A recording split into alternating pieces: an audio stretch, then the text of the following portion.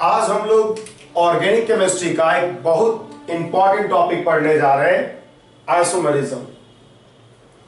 Organic chemistry में जब आप alkane, alkene, alkyne and then after alkyl halide, alcohol, aldehyde, ketone, ये सारा चैप्टर्स पढ़ोगे तो रिएक्शंस में बार बार स्टीरियोकेमिस्ट्री का क्वेश्चन स्टैंड करेगा कि किस तरह का रिएक्शन होगा, क्या प्रोडक्ट बनेगा, उसका आइसोमर्स क्या क्या पॉसिबल होगा। इस तरह का क्वेश्चन अक्सर आता है।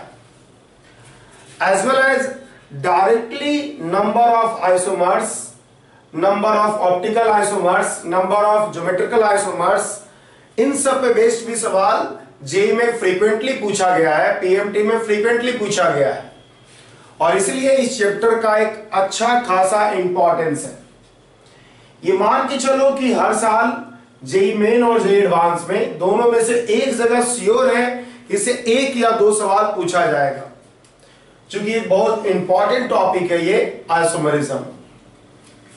इसमें दो पार्ट में बेसिकली हम लोग आइसोमरिज्म को पढ़ते हैं, स्ट्रक्चरल और स्टीरियो। स्टूडेंट को स्ट्रक्चरल तो बहुत आसानी से समझ में आता है, लेकिन स्टीरियो को समझने के लिए बहुत तरीके से, बहुत सिस्टमैटिक अप्रोच से पढ़ना होगा, जो कि हम लोग पढ़ेंगे।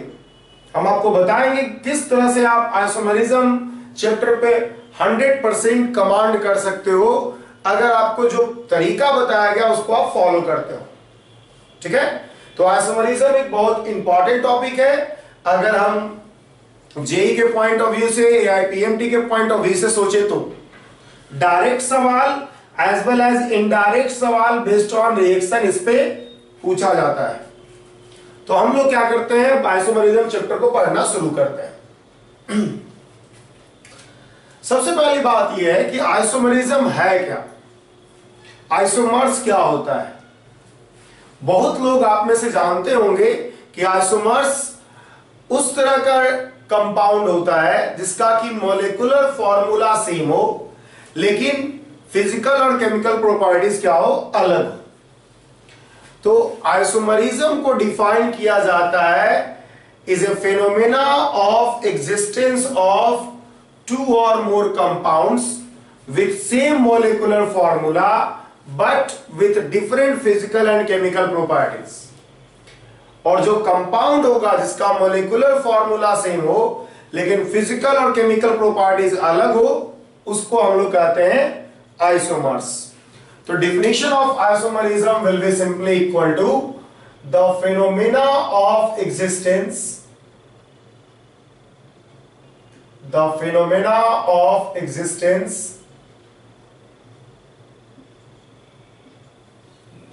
of more than one compounds, more than one compounds, the phenomena of existence of more than one compounds with same molecular formula, with same molecular formula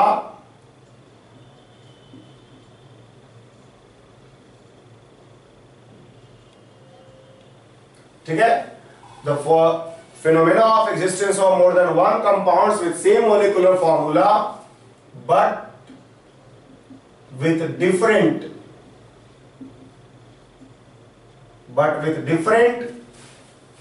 physical or chemical properties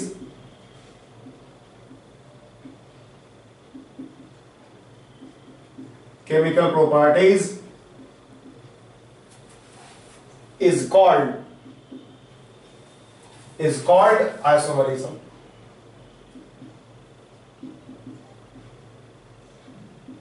Is called isomerism.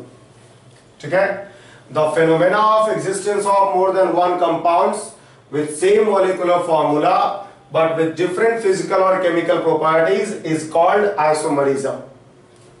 ठीक है, the compounds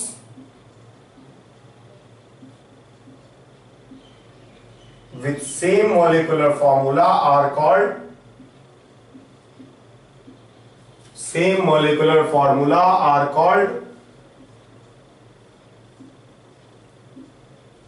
are called isomers.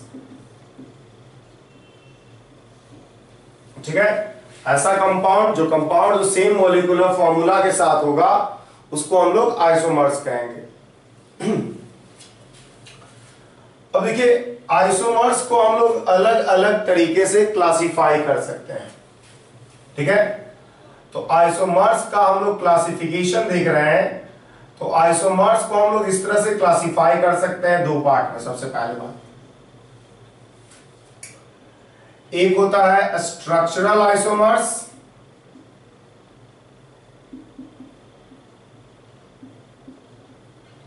और दूसरा होता है stereo isomers.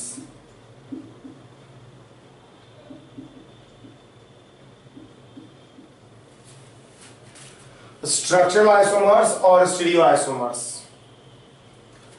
आप structural isomers को इन सभी part में डिवाइड कर सकते हो, जैसे होता है चेन आइसोमर्स,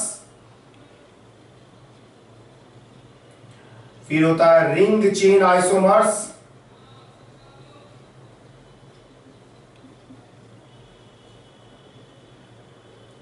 उसके बाद होता है पोजिशनल आइसोमर्स,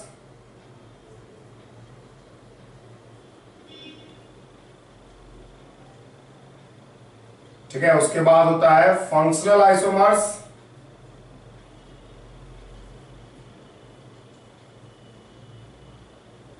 ठीक है, मेटामर और फिर होता है टॉटोमर। ये 6 जो है स्ट्रक्चरल आइसोमर का टाइप है। बारी बारी से हम सबको पढ़ेंगे आज। स्टीरियो आइसोमर्स को आप दो पार्ट में डिवाइड कर सकते हो। सबसे पहले आप इसको डिवाइड कर सकते हो कॉन्फ़िगरेशनल आइसोमर्स,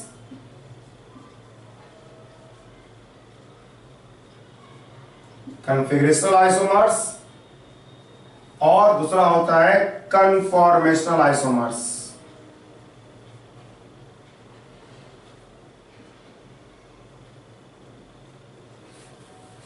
कॉन्फ़िगरेशनल आइसोमर्स को फिर फर्दर दो पार्ट में डिवाइड किया जाता है, ज्योमेट्रिकल आइसोमर्स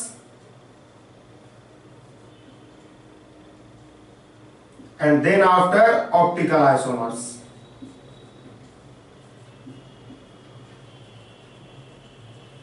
ठीक है, तो यही जो है आइसोमर्स का डिवीजन है, जो कि आप देख सकते हो कि हम लोग डिफरेंट तरीके से आइसोमर्स को हमने डिवाइड किया। सबसे पहले स्ट्रक्चरल और स्टीरियो। स्ट्रक्चरल का 6 टाइप होता है, स्टीरियो का 2 टाइप होता है, कॉन्फ़िगरेशनल, कन्फॉर्मेशनल। और फिर कॉन्फ़िगरेशनल आइसोमर्स को 2 पार्ट में डिवाइड करते हैं, ज्योमेट्रिकल और ऑप्टिकल। तो इस बात को गौर कीजिएगा कि हम लोग को बारी बारी से सारे आइसोमर्स को पढ़ना है। ठीक है, तो सबसे पहले हम लोग स्ट्रक्चरल पढ़ेंगे, फिर स्टीरियो में कॉन्फ़िगरेशनल पढ़ेंगे, and then after we will study about conformational isomers. तो हम लोग स्ट्रक्चरल आइसोमर्स का स्टडी करने जा रहे हैं।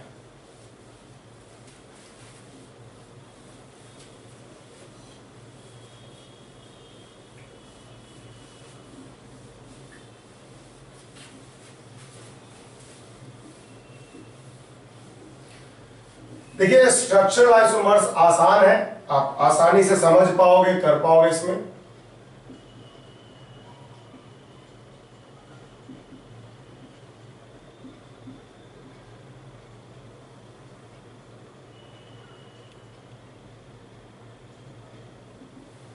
स्ट्रक्चरल आइसोमर्स ऐसा आइसोमर्स होता है जिसमें कनेक्टिविटी ऑफ एटम्स में डिफरेंस होता है।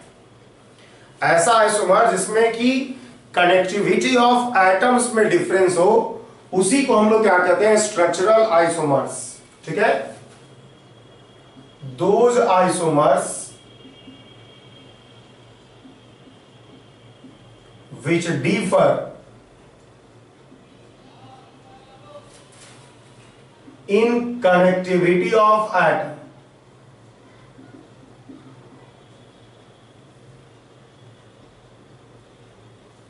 those isomers which differ in connectivity of atoms are called structural isomers।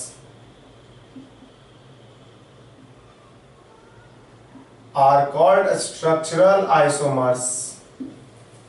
उस तरह का आइसोमर्स जो डिफर करता है कनेक्टिविटी ऑफ एटम्स में, उसी को हम लोग स्ट्रक्चरल आइसोमर्स कहते हैं। इस तरह का आइसोमर्स में difference in connectivity of atom exist करता है। There are following types of structural isomers, जैसा कि हम लोग देख ही चुके हैं। There are following types of structural isomers.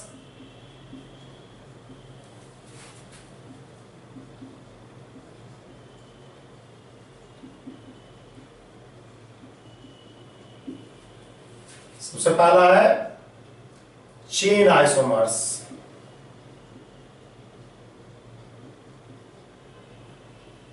ठीक है, आपको सबसे पहले पूछा जा रहा है चेन आइसोमर्स क्या होगा। देखिए,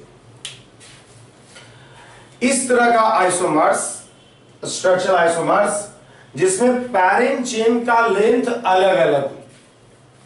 पैरेंट चेन का लेंथ अगर अलग अलग हो तो क्या होगा, उसको आप बोलोगे चेन आइसोमर्स। ठीक है, structural isomers having, structural isomers having different length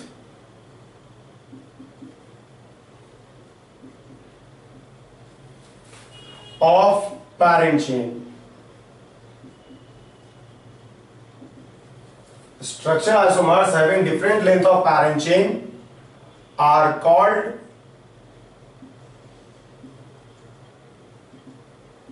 chain isomers. इसी को हम लोग क्या कहते हैं, चेन आइसोमर्स कहते हैं। जैसे कि देखिए CH3 CH2 CH2 CH2 CH3, ये आपके पास एक हुआ।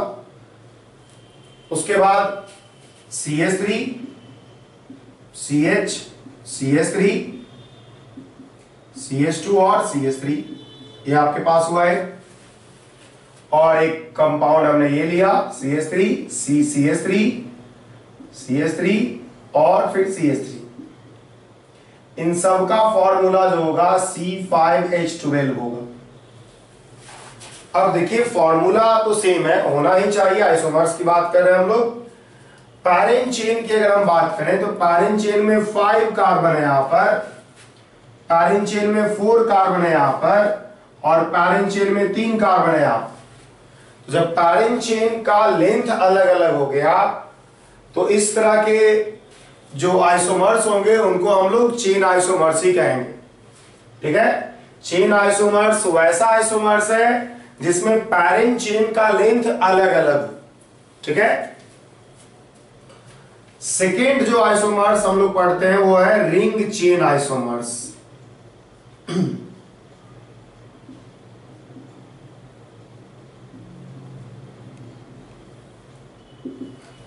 रिंग चेन आइसोमर्स, देखिए रिंग चेन आइसोमर्स में अलग अलग साइज ऑफ रिंग जो होगा प्रेजेंट होगा, as well as one ring structure and one open structure को हम लोग आपस में रिंग चेन आइसोमर्स भी कहते हैं। या तो अलग अलग साइज ऑफ रिंग प्रेजेंट होगा या फिर एक ओपन स्ट्रक्चर और एक रिंग स्ट्रक्चर प्रेजेंट होगा रिंग चेन आइसोमर्स में। ठीक है, तो यहां पर होगा structural isomers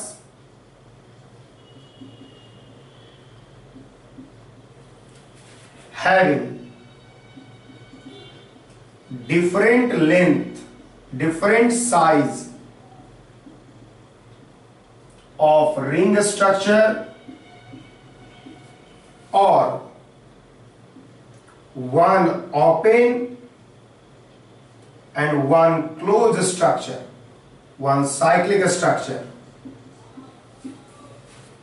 are called ring chain isomers, are called ring chain isomer।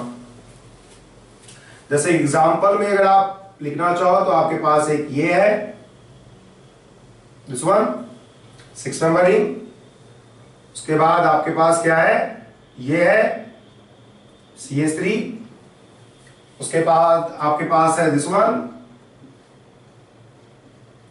CH3 ये सभी आपस में कहलाएगा ring chain isomers, because in सब में जो है कार्बन एटम का संख्या अलग अलग है, as well as carbon atom का संख्या अलग अलग है। हम बोल रहे हैं रिंग में कार्बन एटम का संख्या अलग अलग है। यहाँ पे 6 मेंबर रिंग, यहाँ पे 5 मेंबर रिंग, यहाँ पे 4 मेंबर रिंग, यहाँ पे 3 मेंबर रिंग, और हम मान लिया एक ओपन स्ट्रक्चर भी बना देते हैं। आप मान लिया हम एक ये बना दिया, तो इसको और इसको आपस में आप क्या कहोगे, रिंग चेन आइसोमर्स ही कहोगे। रिंग चेन आइसोमर्स में या तो सभी रिंग स्ट्रक्चर हो लेकिन साइज ऑफ रिंग अलग अलग हो सब में, और या फिर एक रिंग स्ट्रक्चर हो और एक ओपन स्ट्रक्चर हो, उसको भी हम लोग रिंग चेन आइसोमर्स कहते हैं। ठीक है, तो रिंग चेन आइसोमर्स में क्या होगा, अलग अलग साइज ऑफ रिंग प्रेजेंट होगा, या फिर आपका जो एक रिंग स्ट्रक्चर है वो ओपन स्ट्रक्चर के साथ जो होगा वो रिंग चेन आइसोमर्स कहलाएगा। सभी का फॉर्मूला आप समझ सकते हो कि C6H12 होगा। ठीक है, सभी का फॉर्मूला C6H12 होगा। मुझे लग रहा है क्या कुछ छूटा हुआ कुछ, दिस वन, ये हुआ रिंग चेन आइसोमर्स। ठीक है, तो ये रिंग चेन आइसोमर्स हुआ। अब देखिए अगला आइसोमर्स है positional isomers.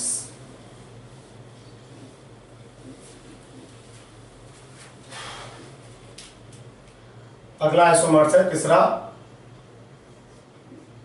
Positional isomers.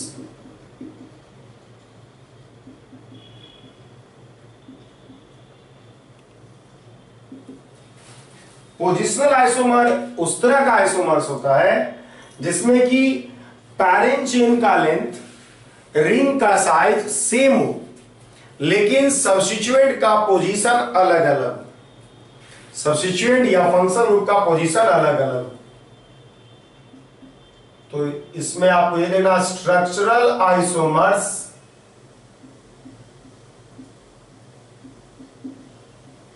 Having same length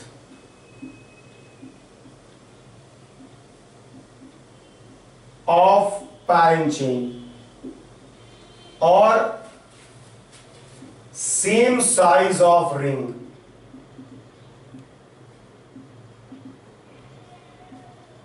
but structural isomers having same length of parent chain or same size of ring, but position of substituent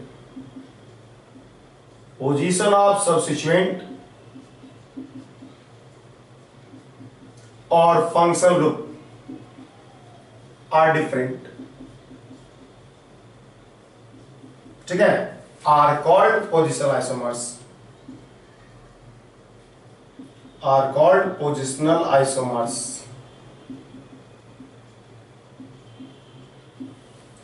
एक पोजिशनल आइसोमर्स है, जैसे देखिए आप CH3 CH CH3 CH2 CH2 CH3, एक ये हुआ, और आपके पास हुआ CH3 CH2 CH CH3 CH2 CH3।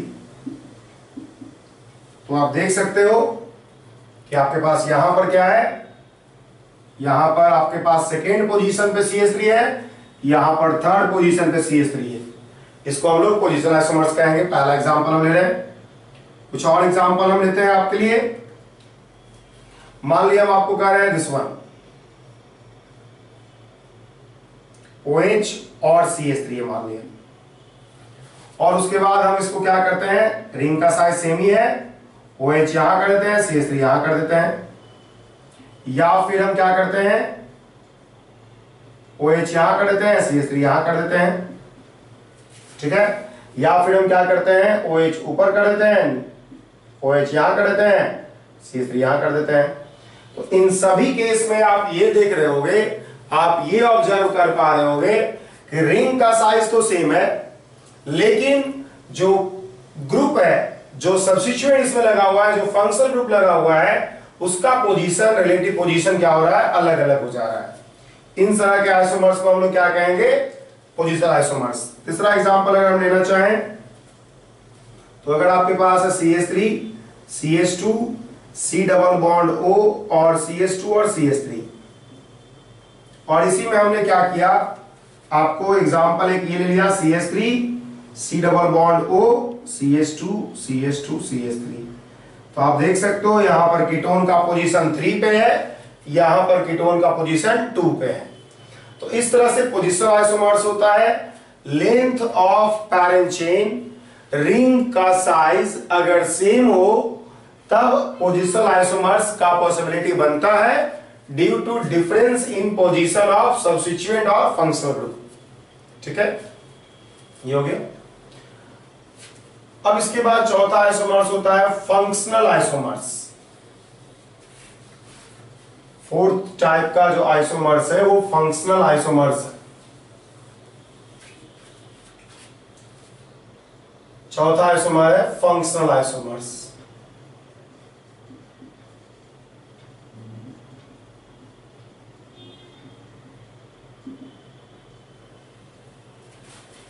ऐसा आइसोमर्स जो कि डिफरेंस इन फंक्शनल ग्रुप के कारण अकर कर रहा हो।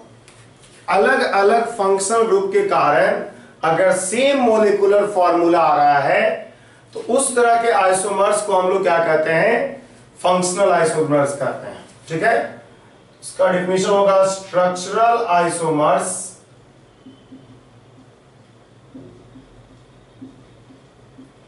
having different functional group, having different functional group are called functional isomers। इस तरह के आइसोमर्स को हम लोग क्या कहेंगे, फंक्शनल आइसोमर्स कहेंगे।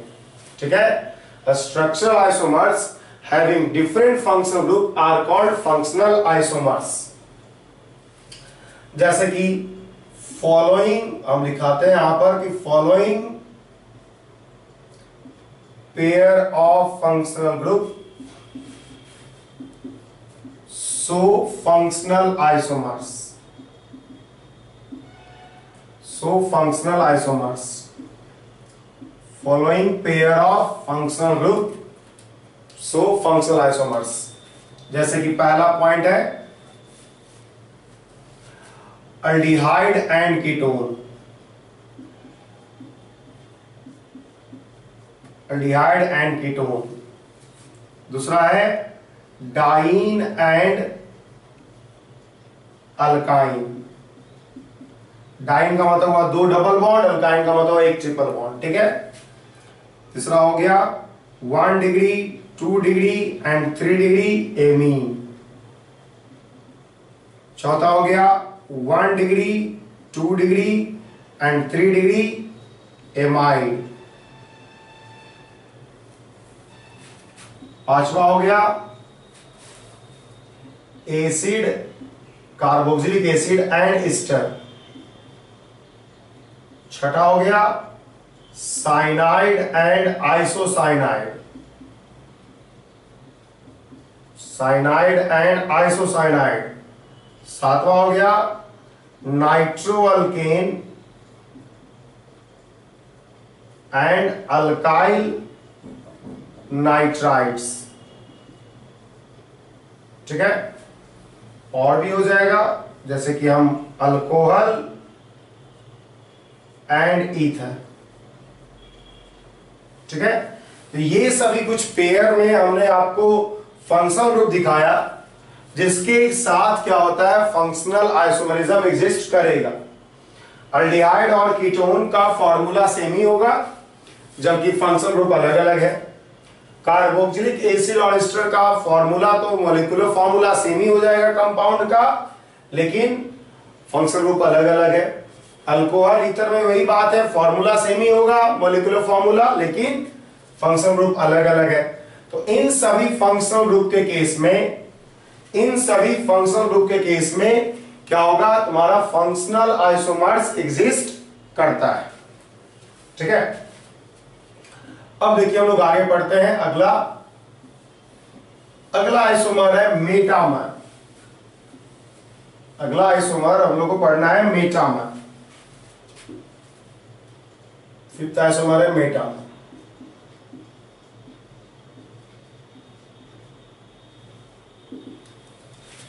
ठीक है।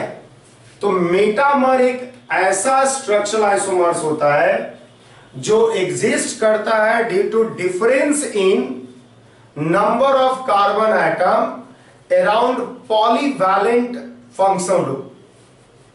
पॉइंट ये है कि एक ऐसा फंक्शनल ग्रुप, एक ऐसा फंक्शनल ग्रुप होना चाहिए आपके पास जो पॉलीवैलेंट होना चाहिए, डाइवैलेंट, ट्राइवैलेंट होना चाहिए।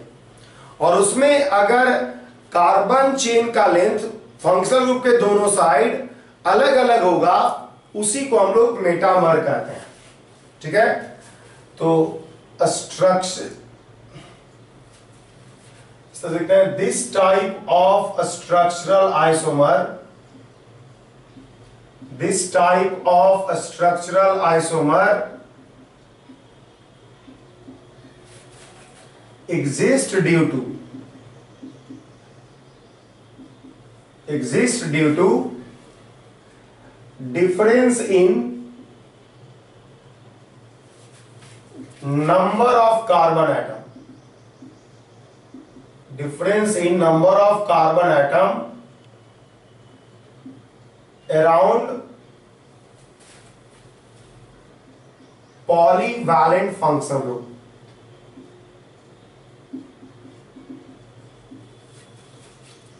पॉलीवैलेंट फंक्शनल ग्रुप के अराउंड जो होगा, नंबर ऑफ कार्बन आइटम में डिफरेंस के कारण इस तरह का स्ट्रक्चरल आइसोमर्स एग्जिस्ट करता है। जैसे देखिए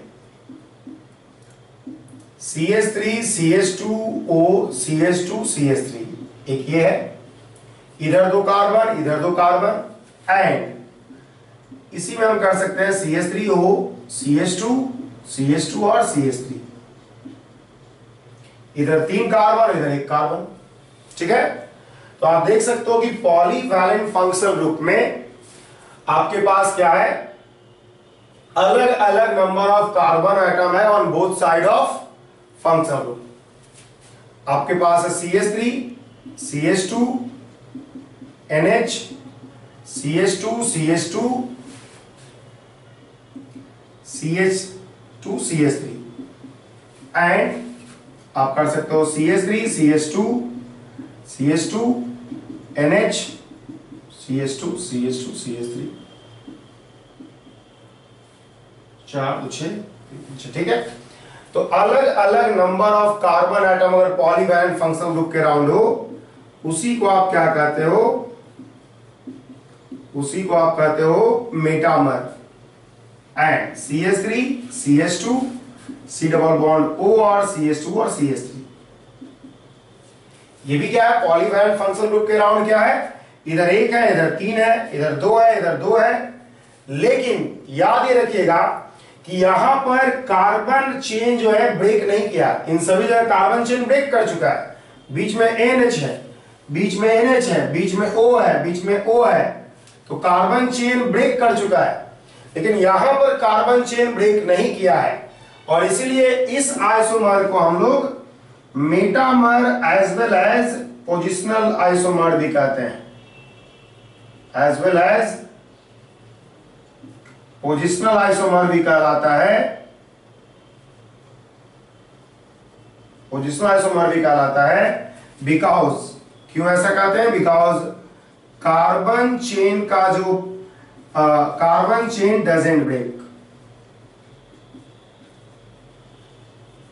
कार्बन चेन जो है ब्रेक नहीं किया है। ठीक है। तो ये जो है मेटामर है।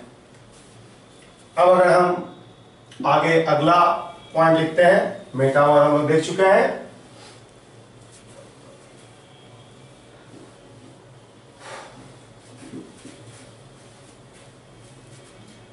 अब देखिए हम जो अभी अब तक आपको बताया उसमें से कुछ सवाल करते हैं। एक और आइसोमर है टॉटोमर, जो हम लोग पढ़ेंगे, लेकिन हम लोग कुछ क्वेश्चंस करते हैं जो अभी तक कुछ आपको बताया गया उसमें बेस्ड। क्वेश्चन ये है, identify the relation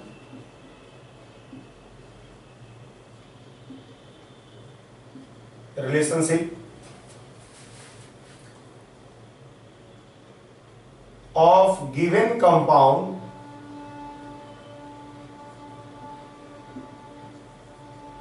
with CH3 CH OH CH CH3 CH2 CH3। ठीक है, इस कंपाउंड के साथ आपको रिलेशन डिसाइड करना है कि किसका क्या रिलेशन है। पहला है आपके पास CH3 CH2 C CH3 OH CH2 CH3। दूसरा है आपके पास CH3 COH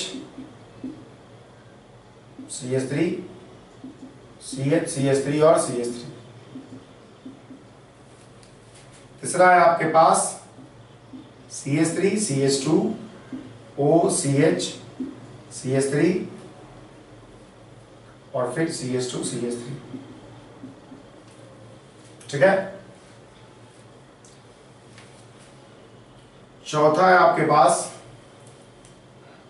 CH3 CH CH3 CH OH CH2 CH3। ये सभी चार कंपाउंड दिया गया है और इस पार्टिकुलर कंपाउंड के साथ आपको रिलेशनशिप फाइंड करना है कि इन सभी कंपाउंड का रिलेशनशिप क्या होगा। ठीक है, सवाल बहुत सिंपल है, आपको जो वो आइसोमर दिया उसके साथ इन सभी का आइसोमरिक रिलेशनशिप निकालना है। तो देखिए यहां पर अगर आप कार्बन चेन को गिनोगे, कार्बन चेन का लेंथ देखोगे पैरेंट चेन का, तो 1 2 3 4 5। तो आपको अगर निकालना है रिलेशनशिप तो सबसे पहले हम लोग चेन आइसोमर ही देखते हैं कि है कि नहीं। तो यहां भी 1 2 3 4 5 कार्बन चेन का लेंथ सेम है, फंक्शनल ग्रुप सब्स्टिट्यूएंट भी सेम है, बस पोजीशन अलग अलग हुआ है, इसलिए ये पोजिशनल आइसोमर होगा। इस कंपाउंड के साथ ये जो है पोजिशनल आइसोमर कहलाएगा। बात अगर हम इस कंपाउंड की करें तो यहां पर अगर आप पैरेंट चेन का लेंथ दोगे तो 1 2 3 4, वहां पे है 5। तो चेन में ही अगर डिफरेंस आ गया पैरेंट चेन में, इसको हम लोग बोलेंगे चेन आइसोमर। ठीक है, बात अगर हम यहां की करें तो यहां पे आपको दिख रहा होगा ईथर और वहां पे है अल्कोहल। तो ईथर और अल्कोहल फंक्शनल ग्रुप भी अलग अलग हो चुका है, तो इसको हम लोग सिंपली कहेंगे फंक्शनल आइसोमर। ठीक है, और अगर हम बात इसकी करें तो इसकी अगर हम बात करेंगे तो आप देखिएगा यहां पर जो है 1 2 3 4 5 5 कार्बन एटम है और पोजीशन देखिए अल्कोहल का हो गया 3 पे, ये हो गया 2 पे। तो पोजीशन चेंज किया है इसलिए इसका नाम होगा पोजिशनल आइसोमर। इसका रिलेशन उसके साथ पोजिशनल आइसोमर की तरह होगा। तो इस तरह से एक गिवन कंपाउंड के साथ आप डिफरेंट कंपाउंड्स का रिलेशनशिप फाइंड कर सकते हो। ठीक है, हम कुछ और सवाल देते हैं इसी तरह का। अगला सवाल फिर आपको दे रहे हैं।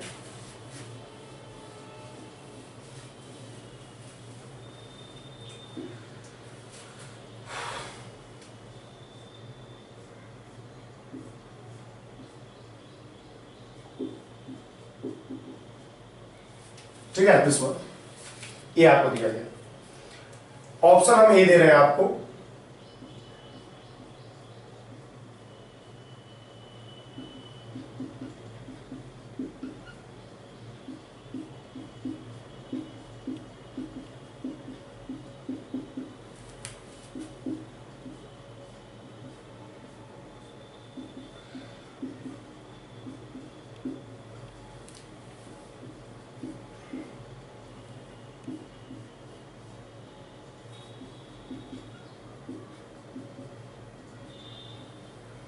छः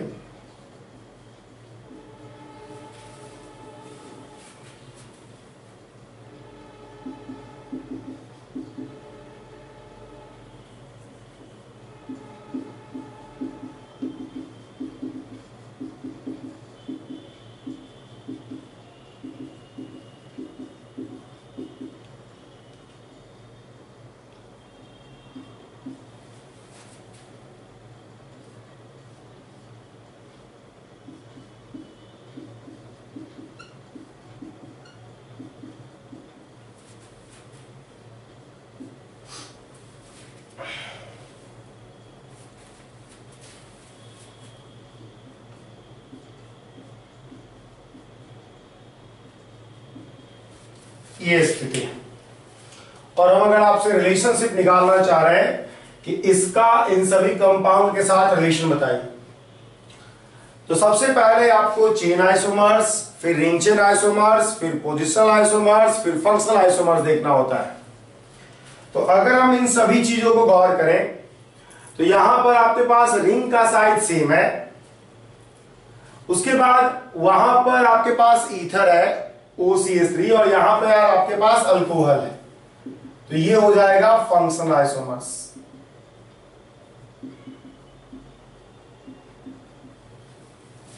अगर हम नेक्स्ट की बात करें CH2OH, तो ये भी क्या हो जाएगा, अल्कोहल है, फंक्शनल आइसोमर्स।